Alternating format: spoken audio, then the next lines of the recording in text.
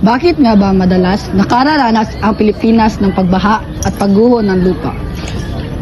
Sa mga dahilan kung bakit tayo nakakaranas ng pagbaha at pagguho ng lupa dahil ang Pilipinas ay napapaligiran ng maraming anyong tubig.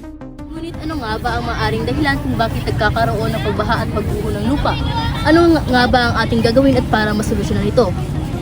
Isa sa mga dahilan nito ay ang kawalan ng respeto ng mga tao sa kapaligiran. Isa sa mga halimbawa nito ay ang pagtapon ng mga basura sa kanal. Isa rin sa mga dahilan kung bakit nagkakaroon ng pagguho ng lupa dahil sa pagputol ng mga puno.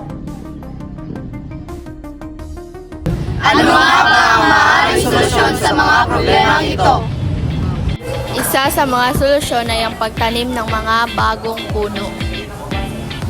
Ikalawa, ang paglinis ng ating mga daluyang tubig upang ito ay hindi bumara.